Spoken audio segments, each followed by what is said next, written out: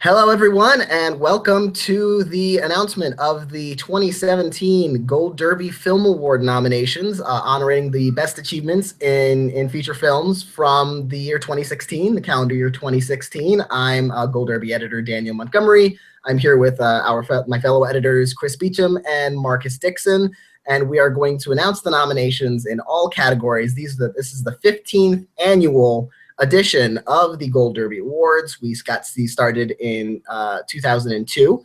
And so with no further ado, we're going to start from the bottom up. And of course, we're going to end up with Best Picture at the end of this announcement. I'm going to get us started with three Best Film categories, but they're Best Foreign Film, Best Documentary, and Best Animated. For starters, the nominees for Best Foreign Language Film are Elle from France, The Handmaiden from South Korea, A Man Called Ove from Sweden, My Life as a Zucchini from Switzerland, and Toni Erdmann from Germany. I'm very happy to see Elle. Elle was a very, very good film, not just foreign film, but it didn't make the Academy shortlist. It wasn't one of the 15 or 10 or however many they have, which is very surprising. It won the Golden Globe. It would have won the Oscar. There's no doubt in my mind with having that Best Actress nomination. That committee every year is very, very particular. I still think it would go to Toni Erdmann just because of all the buzz off of that one, and now because of these outside factors that could influence the Academy to maybe vote for The Salesman by Asghar Farhadi, the Iranian film. So I don't think it would have been a slam dunk to win even if it hadn't gotten in. But it is interesting to note that not just Elle, which didn't even make the shortlist, only two of our nominees matched the Oscars, A Man Called Ove and Toni Erdmann. My Life as a Zucchini did get an Oscar nomination, but in the animated category and not in the foreign film category. And it's nice to see The Handmaiden get in here as well. Right. We did snub The Salesman. That's it's a shocking snub, I would say. Well, I think that's more of a case that not as many people had a chance to see it as the Academy did. So that probably. And by the way, people ask me sometimes, and I always put this in the forums, but the reason why we're announcing here on February 1st is, unlike critics or Academy members or other group guilds, they get to see things in advance like we do, the three of us, in most cases. But we know that, we've got hundreds, if not thousands, of people voting on our awards. We want to give people a chance to see everything as much as they can before the nominations. And now, if you haven't seen something, you've got 3 weeks, less than 3 weeks here in February to go out and see it. So we like to give people. That's why we announce after the Oscars, is we just want people to have as many opportunities to see things and nominate them as possible. And moving on to the nominees for Best Documentary Feature. The nominees are Camera Person, I Am Not Your Negro, OJ Made in America, 13th, and Wiener. Not many of the same here either.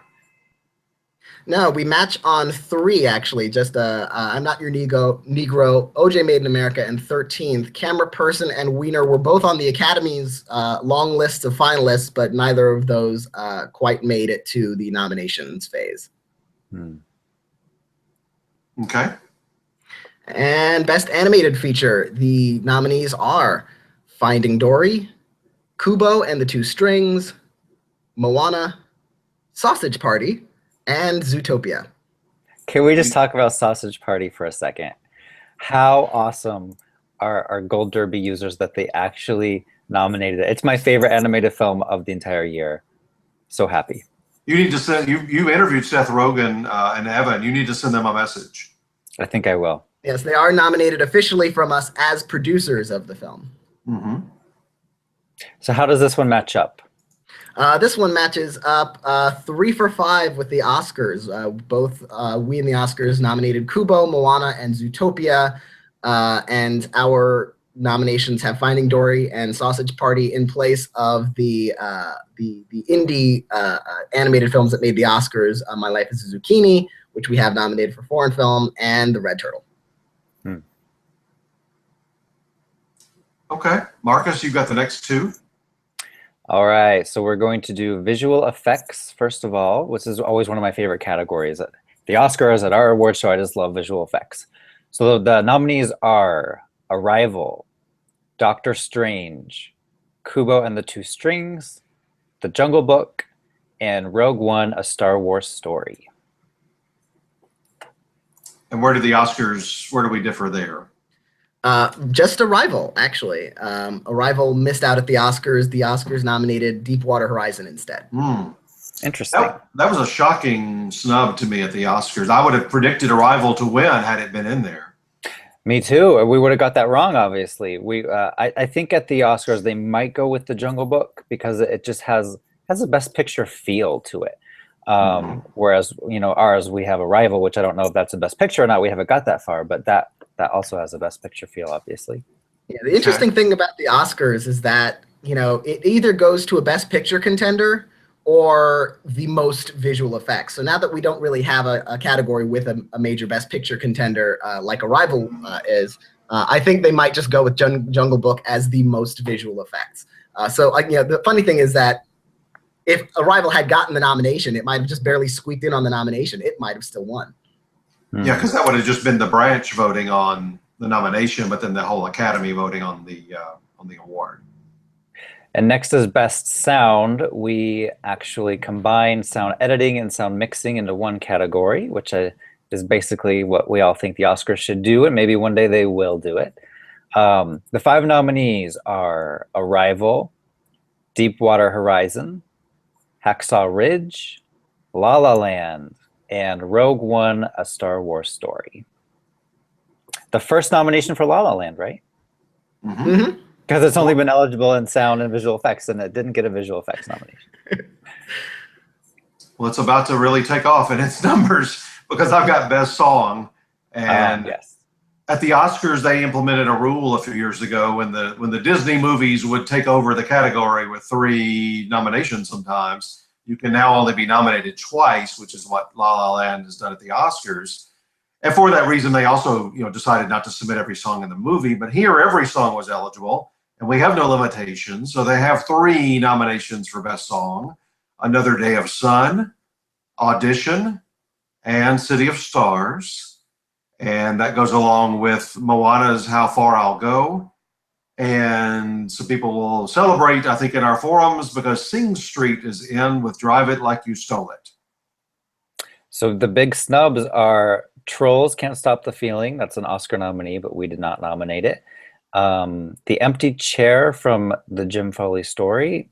Those are the 2 that didn't get in. Right.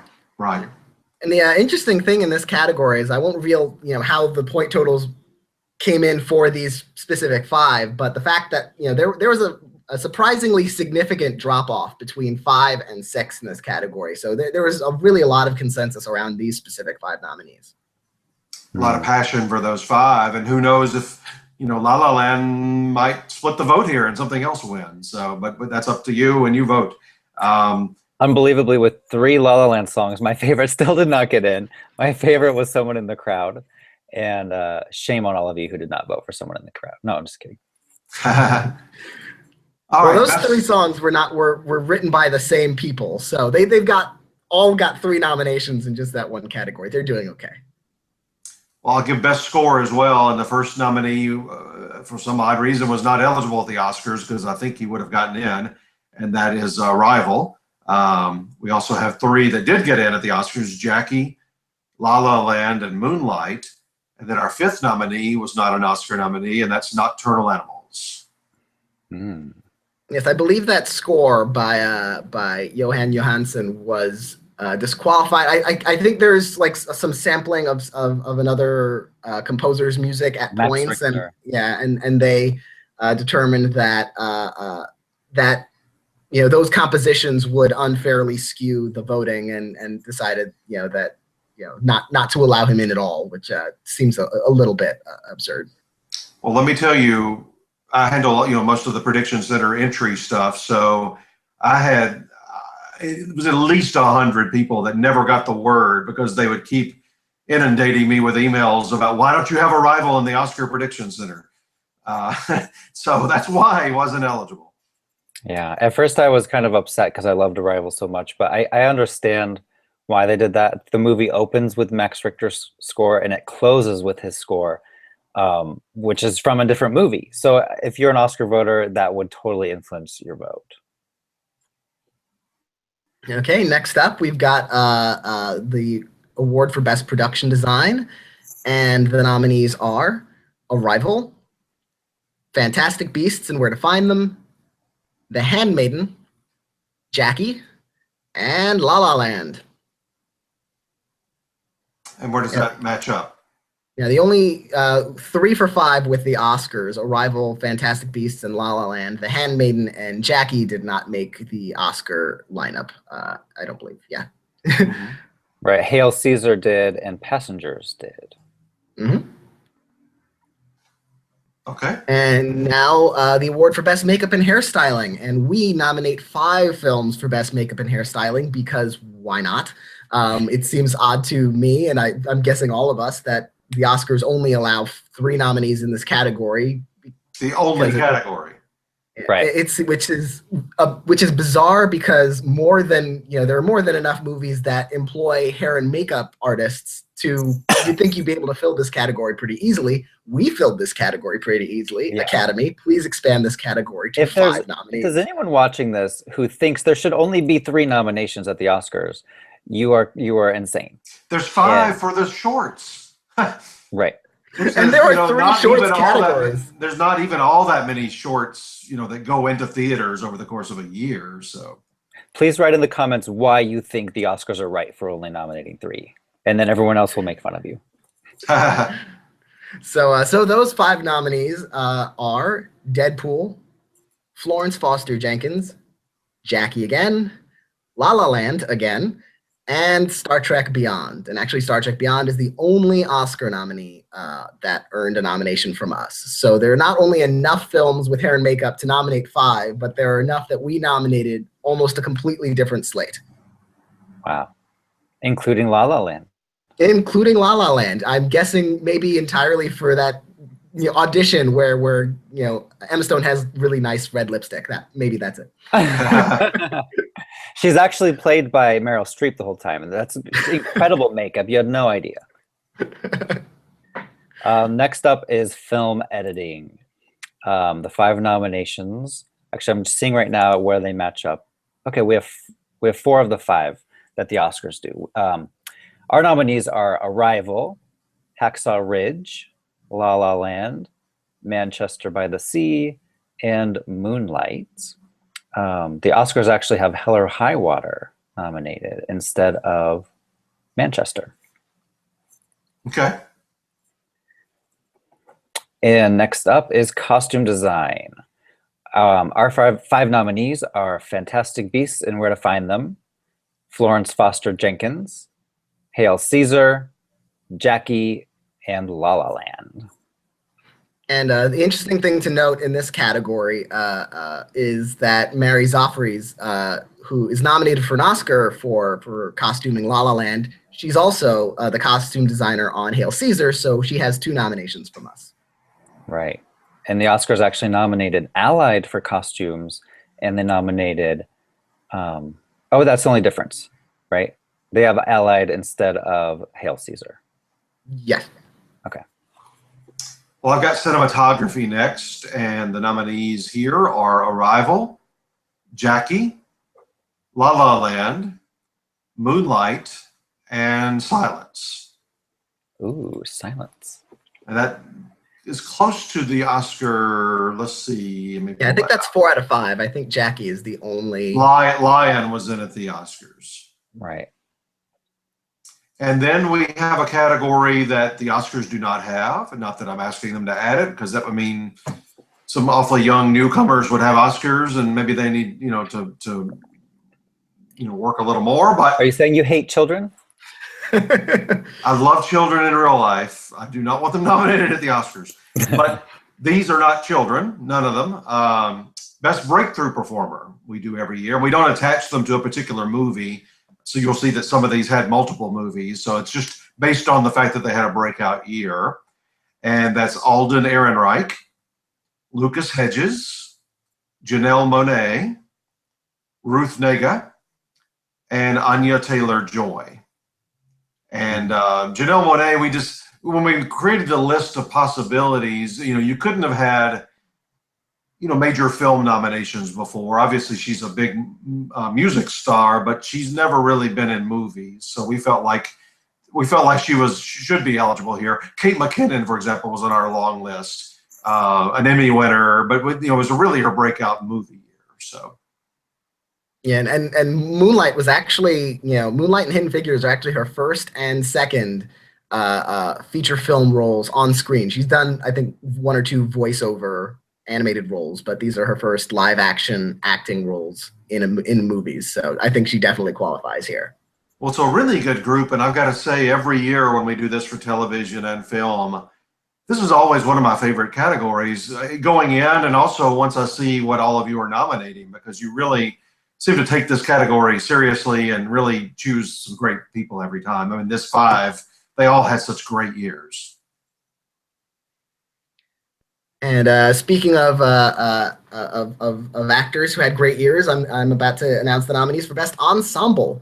And I don't go strictly by, if they're nominated at SAG. I put together these lists, and I add some because the SAG has specific rules around where you're credited, and they leave a lot of deserving people off of cast lists. So I deviated a little bit. I won't announce every single name, but you'll be able to see all of them, and I'll mention some of them. Once we have the complete list published. So the list of nominees for Best Ensemble are Fences, Hidden Figures, La La Land, Manchester by the Sea, and Moonlight, which is actually 4 out of the 5 of the SAG nominees. Which, not surprisingly, La La Land is the nominee that didn't make the SAG lineup. That ended up going to Captain Fantastic at SAG. And no, I did not just include Ryan Gosling and Emma Stone on the list. There are a couple of other people who did make that list for Best Ensemble, just barely. It's like the background extras. They're nominated. You've got 10 people from that movie. Yeah, I mean, I thought it was fair. I included Rosemary DeWitt and John Legend and J.K. Simmons. I also included the women who performed with Emma Stone on Someone in the Crowd. So I thought, okay, you have a significant enough presence in this film to pass muster. I don't know how many of them would have qualified based on the crediting rules if they had gotten in at SAG. Probably not many of them. Well, it's a good list. All 5 nominations. I love all these ensembles. They're fantastic. I don't know how people are going to pick. I know who you're going to pick. Just because I got Hidden Figures right at SAG doesn't mean I'm going to pick it here. There's no way you're voting for one of those other 4 movies. It'd be a Dixon curse on you like you've never seen. No, I'm really glad it's in there. Okay, so next is our 2 screenplay categories. We do have adapted and original, just like the Oscars do. And by the way, we go with their rulings. If some groups had, for example, Moonlight and original, wherever the Oscars ruled that something would be is where we put it on our prediction center. Yes. Let's start with original. The 5 nominees are Hell or High Water, La La Land, The Lobster, Manchester by the Sea, and Zootopia. Surprise nomination for Zootopia here. How did that was the only one that did not match, right? Yeah, Zootopia was the only deviation. I'm trying to remember what made the Oscars instead. Oh, 20th Century Women. That's right. Not the Oscars. Okay. Interesting. And then adapted here. 1, 2. I'm counting up beforehand. It looks like only 3 match up. So adapted screenplay. Our 5 nominees are Arrival, Deadpool. I'm a fan of the HBO show. Deadpool, Fences, Moonlight, and Nocturnal Animals. And the Oscars also nominated Lion and Hidden Figures. Hidden Figures, yeah. Hidden Fences. Okay, well, I've got the 2 supporting races here. We'll start with supporting actor. Mahershala Ali, Jeff Bridges, John Goodman for 10 Cloverfield Lane, Lucas Hedges, and Dev Patel. And we're 4 for 5 there. Michael Shannon got into the Oscars. John Goodman gets in here. Very surprising to see John Goodman. That was a horror movie. Those usually don't get nominations. It wasn't Aaron Taylor Johnson and Michael Shannon like 6-7, so maybe they hurt each other. They were both close, so I don't know. It's possible they split the vote, but you know, since we had a preferential ballot, a ranked ballot, if people really loved both of them, they could have ranked them 1-2. So I don't know how much that might have contributed to that, but yeah, of all, I'm really excited to see someone like John Goodman get in for 10 Cloverfield Lane, because that was a performance that had a lot of acclaim around it, but not a lot of awards buzz. So it's nice to see it get in here. And John Goodman's phone is blasting with texts and phone calls right now. People congratulating him on his Gold Derby nomination. He doesn't know what's going on. And it's like, I think he's in a play in London, so it's like after midnight there. So they've stopped the play and they've informed him. Well, if he wants to come on with us, we'll do a chat. Best Supporting Actress: Viola Davis for Fences, Naomi Harris for Moonlight, Janelle Monáe for Hidden Figures, Molly Shannon for Other People, and Michelle Williams, Manchester by the Sea. So we have 3 of 5. Octavia Spencer got swapped for Janelle Monáe in our predictions. And then the 5th one was Nicole Kidman. Oh, interesting. And I know a lot of people, just like John Goodman, have been really passionate about Molly Shannon, and I'm glad to see that she got in there. Yeah, and I wonder if how much there's like a Netflix effect, because that film is currently streaming on Netflix, and so a lot of our voters who have heard, you know, the buzz around how good that performance is, and I'm one of them. I voted for her to be nominated. You know, they you know, the accessibility of some films on Netflix now is just so great that it gives an opportunity for these, you know, kinds of nominees to be recognized by our voters. They don't necessarily have to go out and have seen everything in the theater. You know, some small films only screen in like large metropolitan areas that not everyone has access to. So it's really, you know, I think that maybe that could contribute to a nomination like that, which I really like. Sure. I thought it was a great one. I love it Look, I don't mind either way. I mean, if somebody deserves to get in, let's let them in, and, you know, Oscars, Globe, SAG, us, everywhere. And if you've got somebody else you want, I mean, I'm not one that says, oh, wow, you know, it's the same lineup as the Oscars. Well, if they deserve it, they deserve it. Which brings us to the nominees for Best Actor. Brace yourself, people. The nominees are Casey Affleck, Manchester by the Sea; Andrew Garfield, Hacksaw Ridge; Ryan Gosling, La La Land; Viggo Mortensen, Captain Fantastic; and Denzel Washington, Fences. Big surprises there. Only 5 out of 5 nominees match up with the Oscars. At first, when you said brace yourselves, I'm like, oh no, is Sam Heughan going to get a nomination here? No, we don't allow write-ins. If we did, then yes, Outlander would have 17 nominations. What's interesting to me, and I interviewed Viggo yesterday, and this was like after, so you won't see it on the interview, but he was asking me about, he said, I was really surprised to get in and this and that. I just said, well, I don't know. I mean, honestly, I don't know why you were surprised. It's been the same 5 men everywhere. So it was like, and we get that occasionally at the Oscars. I know there was a Best Actress race, maybe it was last year, where it's just like everybody is coalesced around a 5, and then you get this huge drop off to number 6. Mm-hmm. But there is not that issue with Best Actress. These do not match the Oscars perfectly. We match actually 3 out of the 5. And the 2 that don't match are actually the first 2 up alphabetically. They are Amy Adams for Arrival, Vindication at Last. Annette Bening for 20th Century Women, even though the film didn't get that screenplay nomination it got at the Oscars. And then we've got Isabelle Huppert for Elle, Natalie Portman for Jackie, and Emma Stone for La La Land. So no Meryl Streep and no Ruth Negga, although we did nominate Ruth Negga for Breakthrough Performer. No Meryl Streep. I would have thought for sure our readers would have eaten up anything Meryl Streep was serving. I guess not. She on the film side and like Amy Poehler on the TV side, just anything they do typically.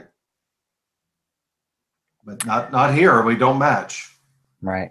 Okay, Best Director is next, and it looks like this is 4 for 5 of the Oscars choices.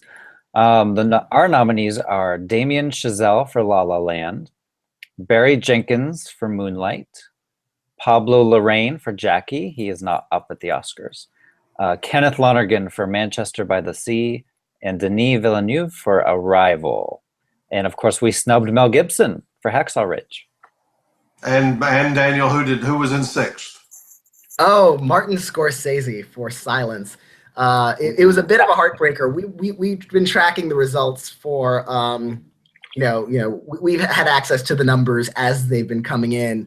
The very last day, Martin Scorsese had a slot, and then I won't say who replaced him, but at the very last minute, by the time we turned off predictions, he missed out on a nomination by 2 points. Ooh, ouch. So that's the difference between first place and third place on one person's ballot. Wow. If somebody just ranked them differently, that's right. Well, we definitely love Jackie more than the Oscars to get Pablo Larraín in director. More than any group. How many? Well, you're about to announce Best Picture, but let's do that first. Okay, and we have 10 nominees. We moved up to 10 a few years ago. We don't have a sliding scale like the Oscars. We're more like the PGA, the Producers Guild, where it's 10 no matter what. And those 10 are Arrival, Hell or High Water, Hidden Figures, Jackie, La La Land, Manchester by the Sea, Moonlight, Nocturnal Animals, Silence, and Zootopia.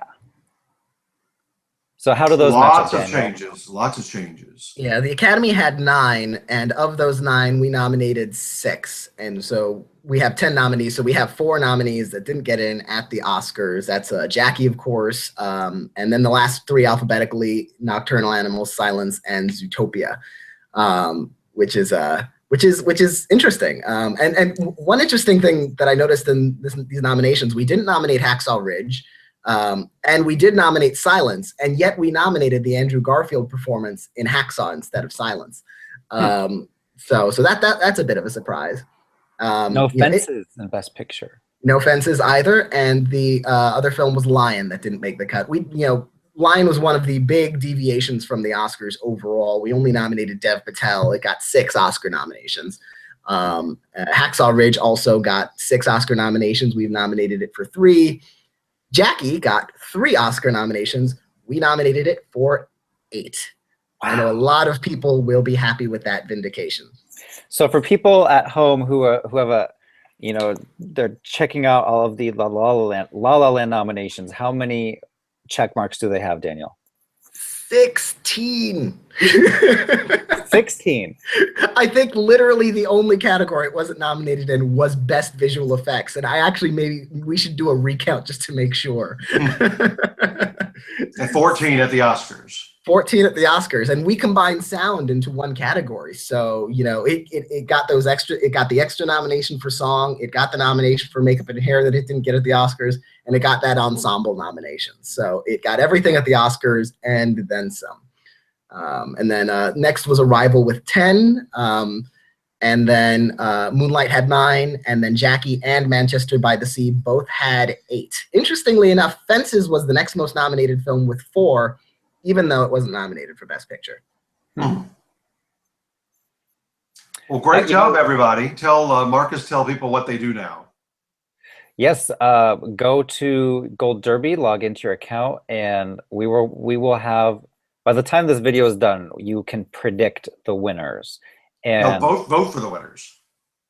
Yes, I'm sorry, you're not predicting, you're voting. And you only get 1, is that right, Chris? You just pick 1. No ranking. You just picked your favorite in every category. Straight up plurality vote. It's going to be very tough for me in some of these. Right. So will people maybe go strategic? Like, oh, if I like both of these, I'm going to go with this one because it's going to get less votes. It's going to be interesting. I say go with your heart. I mean, don't. If too many people try to figure out the system and this one won't get votes and this one will, and it needs to wind up being your favorite choices, I think. Especially since you can't rank and you're not like trying to figure out how to sabotage something or you just, it's your favorite choice. Right. And you have, 2.5 weeks to vote. February 19th is the last day to cast your votes. Sunday night, the night of I think it's the Writers Guild Awards. That'll shut off that night, and then we'll announce that Wednesday leading into Oscars. Writers Guild Awards always trying to steal our thunder. We're just shutting it off that day. We're not announcing. Nobody's announcing anything on our day but us. Well, the complete list will be online here in just a moment, along with the link that you can go to vote. Yes. Any final thoughts here before we sign off? Thank you, everyone, for watching, as always. I've said to both of you before, I just think it was a wonderful movie here. Anybody that says otherwise, I don't know what they're thinking. I don't know what you're looking for. Look at the wide variety of types of movies. Not just in content, but in style and substance and everything from fun to serious. I mean, it was a great. I wasn't thrilled with the last couple of years, so this year to me was wonderful. Yeah, I like we matched up with the Oscars a little bit. We deviated our own way a little bit, so I think it's a really nice mix there. I like our Best Picture lineup a lot.